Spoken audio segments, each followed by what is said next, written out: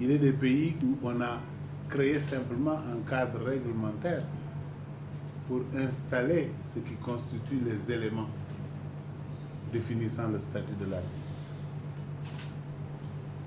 Il est des pays où aussi on a mis en place simplement des décrets pour définir ce que c'est le statut de l'artiste. Pourquoi parlons-nous du statut de l'artiste? Au Sénégal, l'artiste contribue pour une part non négligeable à l'économie de ce pays. Je vais prendre appui sur les statistiques disponibles dans beaucoup d'autres pays pour montrer que c'est de l'ordre de grandeur dans la moyenne de 2,5% du PIB d'un pays qui vient de ce qu'on appelle l'économie créative. Il y a des exceptions. L'exception, ce sont les États-Unis d'Amérique, où c'est 6,8% du PIB des États-Unis qui proviennent de l'économie créative.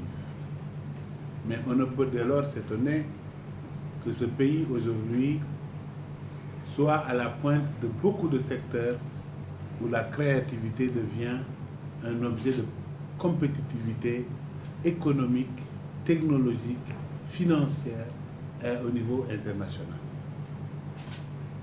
On est compétitif avec la créativité de ces artistes aussi.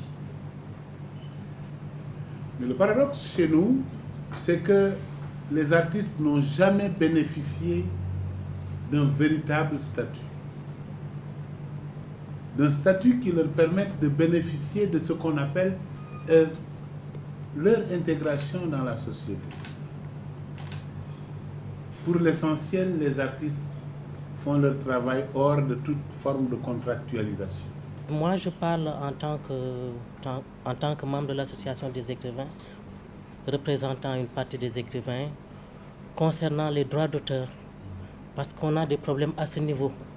Il y a des auteurs qui écrivent, qui ont produit des œuvres extraordinaires et qui sont dans le dénuement total et qui ne sont pas du tout rémunérés. Et c'est vraiment déplorable.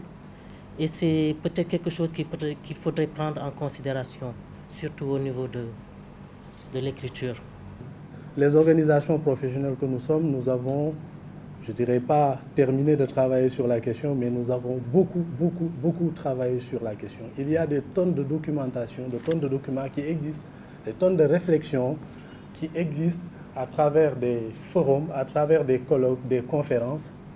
Je voudrais vous remercier d'abord d'avoir prêté une attention particulière à l'une de ces rencontres qui était celle de la conférence sur l'économie créative organisée avec Arterial Network, où ces questions-là ont été agitées. L'ADAFES que nous sommes, la plateforme que nous sommes ensemble, l'AMS, la CIPEPS, l'ADAFES, les cinéastes, etc., sommes porteurs de propositions. Donc nous sommes très heureux aujourd'hui de savoir qu'il y a un cadre dans lequel nous pouvons ensemble partager et trouver une solution à cette question. Le nouveau Code général des impôts et domaines, quand je l'ai reparcouru la dernière fois, il y a juste là où on nous disait que la TVA est exonérée. Effectivement, il n'y a que ce chapitre qui est resté. Et tout le reste n'a pas été pris en compte. Pourquoi? Parce que les artistes ne sont pas organisés. Et c'est très dommage en ce moment. Et nos préoccupations au niveau de l'IPRES sont à peu près les mêmes que celles qui existent au niveau de la Caisse de sécurité sociale. C'est-à-dire qu'en fait, la législation qui encadre l'activité de l'IPRES ne prend pas en compte le statut de l'IPRES, le statut des artistes. Mais je pense que la mise en place de ce comité arrive à son heure parce qu'actuellement, au niveau de l'IPRES, il y a une commission qui est chargée de la refonte des textes de l'IPRES.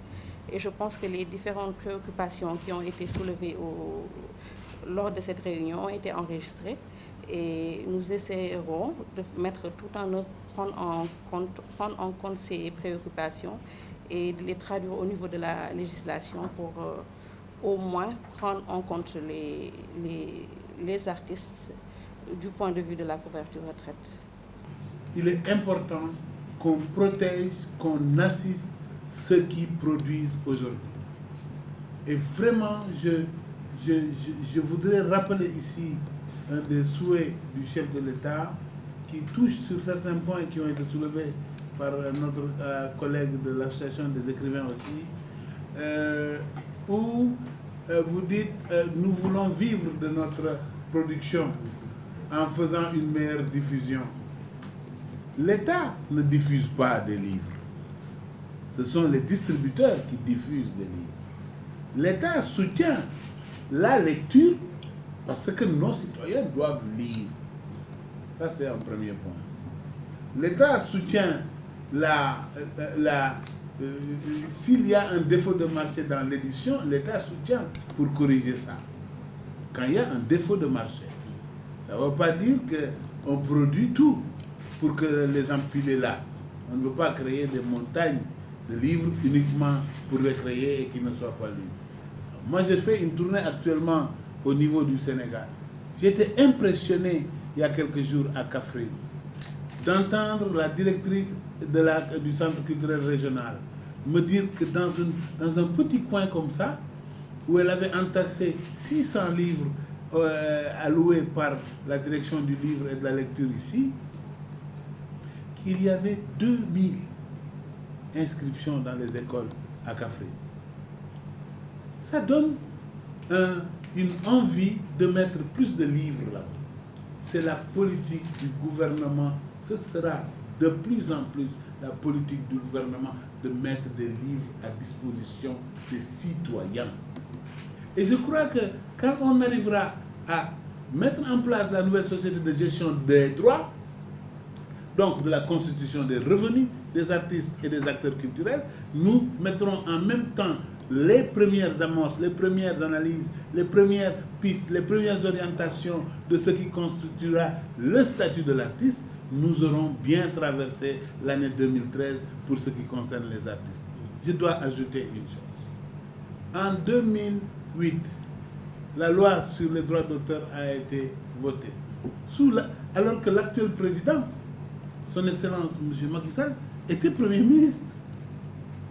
Mais quand il est venu, l'une des premières choses auxquelles il a pensé, même quand j'étais de l'autre côté, c'était qu'on mette en œuvre cette loi. C'est pour ça que tous les décrets d'application ont été faits par un certain nombre, par un comité où participaient un certain nombre d'entre vous, qui est le comité de pilotage pour la mise en place de la société de gestion collective des droits d'auteur et droits voisins.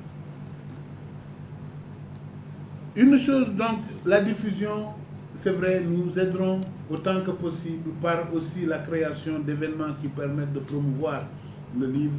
Mais une chose est certaine, nous n'avons aucune intention de créer un document pour un tiroir. Sinon, on peut laisser les choses dans les tiroirs où ils sont actuellement. Mais quelqu'un a dit tout à l'heure qu'il y a des tonnes de travaux qui ont été déjà faits. Donc ces tonnes-là de travaux, il faut les ressortir, comparer à la situation internationale, ajuster à nos préoccupations, aux préoccupations de nos artistes, dans le cadre de nos lois et de nos règlements, pour arriver à une loi, à un règlement ou à des décrets qui encadrent le statut de l'artiste. Moi, je crois que ce comité que vous constituez, ceux qui y participeront, tels que vous et notre collègue du ministère du Travail, seront demain fiers d'avoir fait quelque chose au Sénégal. Qu'on ne retrouve plus l'artiste en fin de vie, dénudé, en total dénuement, avec rien entre les mains, vivant de la seule générosité des gens dont certains n'ont même pas connu ces heures de gloire. Beaucoup d'artistes aujourd'hui sont dans ce cas. Et il faut que ça cesse.